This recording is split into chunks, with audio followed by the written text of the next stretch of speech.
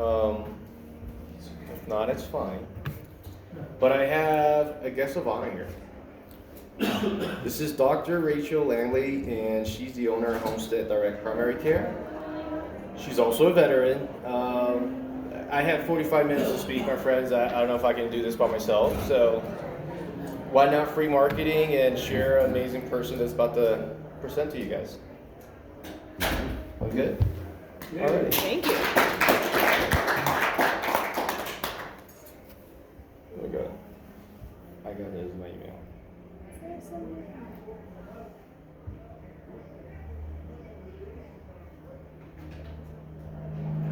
It's kind of hard when we have more people here. That was my.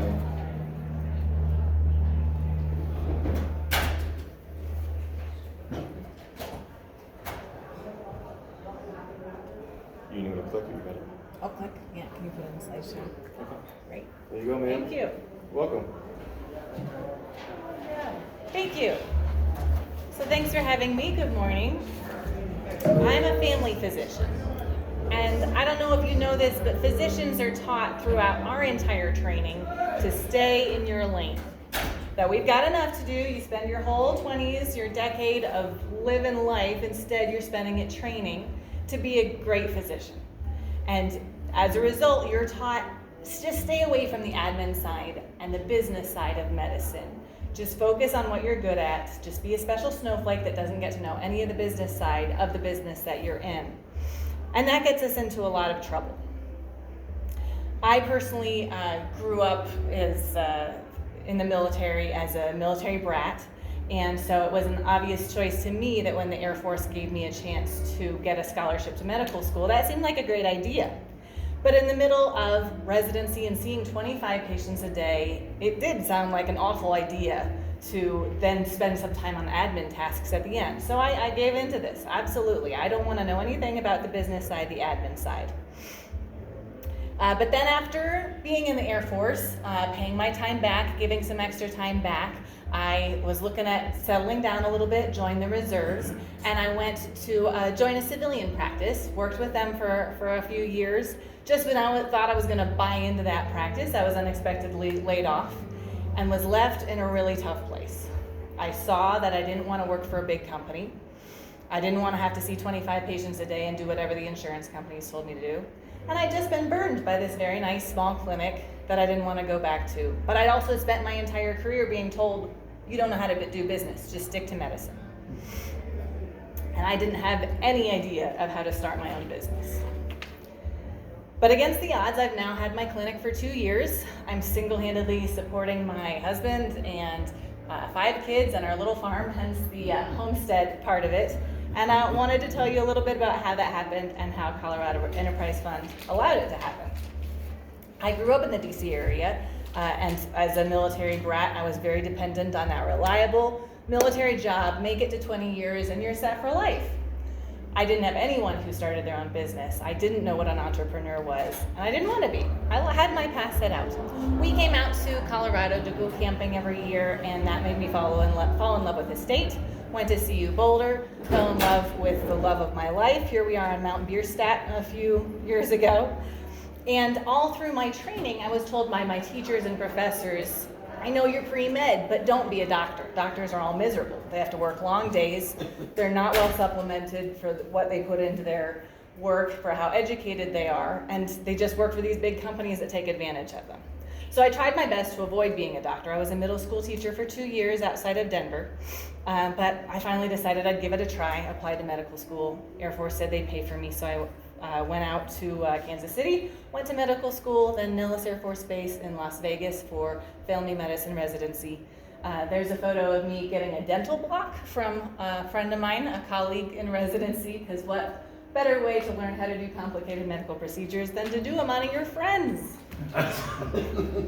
After Nellis, I went to Enid, Oklahoma for Vance Air Force Base, served as a flight surgeon there. A lot of fun, getting to do a lot of flying. After that, I got a dream position at Spangdahlem Air Force Base. They have F-16s there. I don't have a photo of that. And so served out my time there, then decided to settle down as a reservist at Schriever Air Force Base, where I continue to serve. And in that transition from being military to civilian, I first heard about direct primary care. The idea is that you take insurance out of the picture for primary care and work directly for the patient. They pay you a monthly membership fee. And it was really appealing. A lot of the most miserable parts of being a doctor have to do with insurance, doing all the paperwork, paying the overhead to pay insurance companies, trying to get reimbursed appropriately. So that was pretty exciting. I joined another DPC, and when I worked for that DPC, in that small civilian clinic, that's when I first started learning about networking, not something that I really did in the Air Force. I went to 1 Million Cups for the first time, which is a really fun networking group in town. And the idea on my side was I was going to convince these poor entrepreneurs that made no money that they couldn't afford health insurance, but they could afford health care with a direct primary clinic. Instead, I was greatly impacted by all their stories. That they were making their dreams come true, working for themselves. I'd never thought of this. And it was the first time I thought maybe I should give that a try one day too.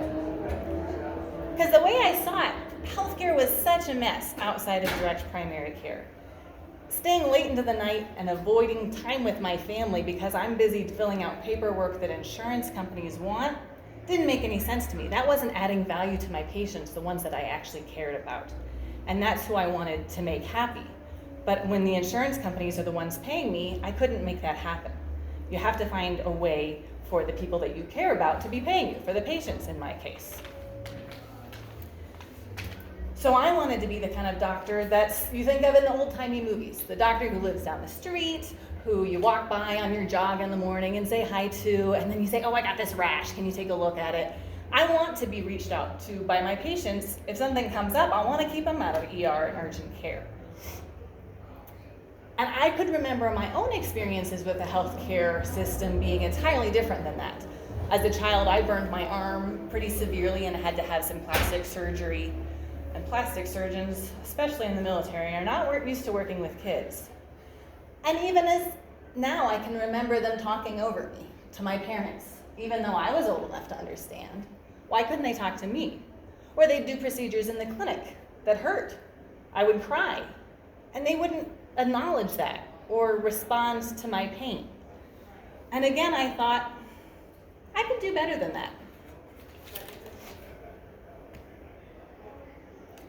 And even as a middle school teacher, having to work all day teaching these kiddos, being exposed to all those middle school germs, and then grading papers all night, I remember getting sick one time with the flu and strep throat, and then I had to convince my boss that I was actually sick enough to miss work, get an appointment, wait in the waiting room, see the doctor for 5 minutes, go to the lab waiting room, get tested there, go to the pharmacy waiting room, get my medications, finally go home exhausted.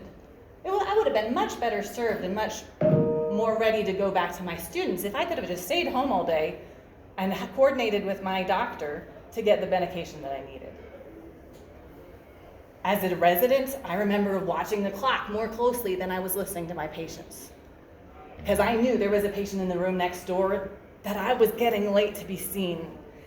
And I needed to steer that conversation so we could wrap this up, and I wasn't really listening to them. That's not the kind of doctor I wanted to be.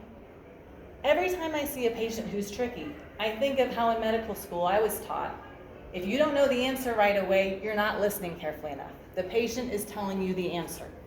If you don't know the answer, keep listening. So it was time for me to start my own business. I reached out to the SBDC. They seemed like a reputable company. I was set up with Ron O'Haron, a veteran, to be my mentor. He introduced me to the Colorado Enterprise Fund. I remember Googling small business loans, small business grants, just seeing the overwhelming information there. So I really appreciated being a physician, being steered in the right direction of what I could do to get the funding that I needed. He taught me how to be more than just a clinician, how to start thinking in terms of business terms, how to make a profit and loss statement. All these terms are still so foreign to me, but started to get writing my plan for how I was going to run my business. I'd grown from my full denial of being an entrepreneur to being a successful business owner. They even gave me a chance, the Colorado Enterprise Fund, to speak to the county commissioners about how my clinic had grown and what benefits the community had gained by sponsoring this. And one of the big things I've taken away as being a healthcare provider and an entrepreneur is the role our emotions and thoughts have in guiding our lives and business choices. And I wanted to mention this as an important part of anyone's life. I mean, we have this thought, this is something I think, and every entrepreneur thinks every other day, I'm not making enough money fast enough to make this work. What emotions does that bring up for you? For me, I can feel the cortisol building up. I'm gonna run away from this because this is terrifying. The flight or fight response. It makes me feel exposed and weak and inadequate.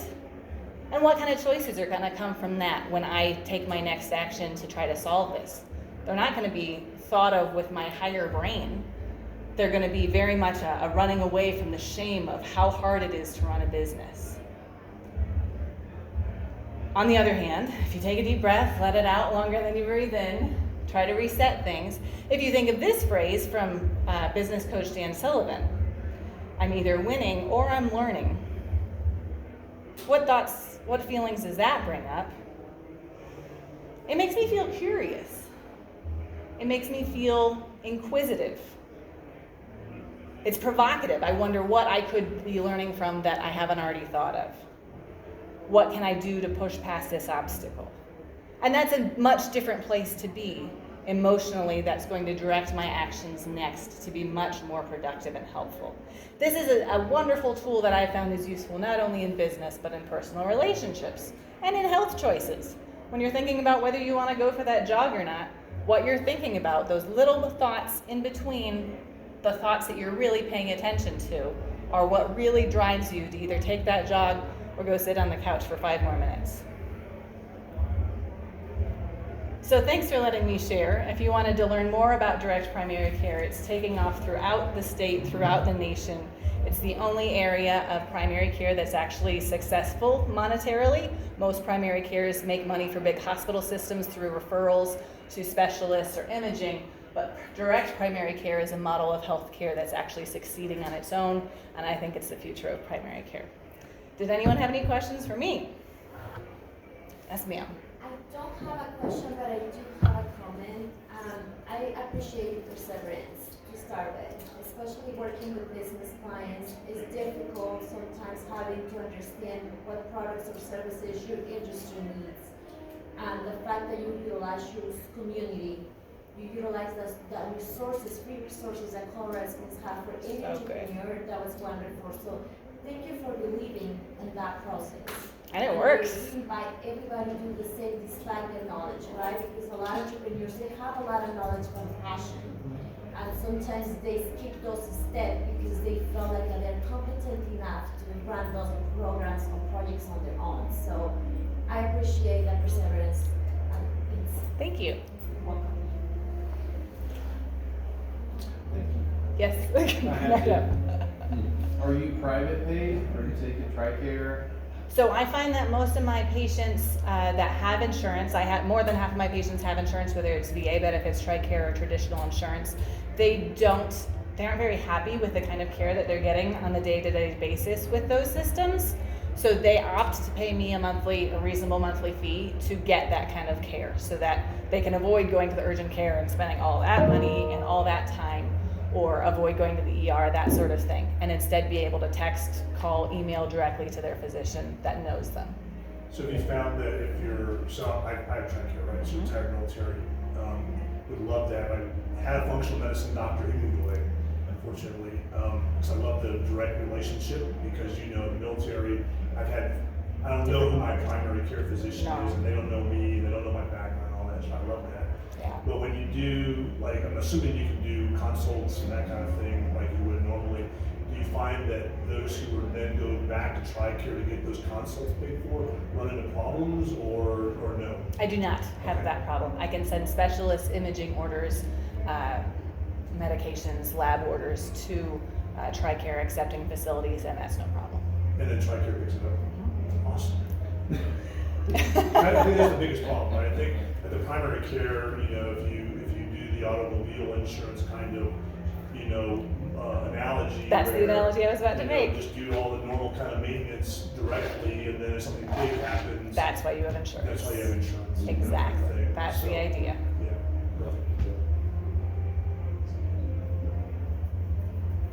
Thank you for being here, everyone. Thank you.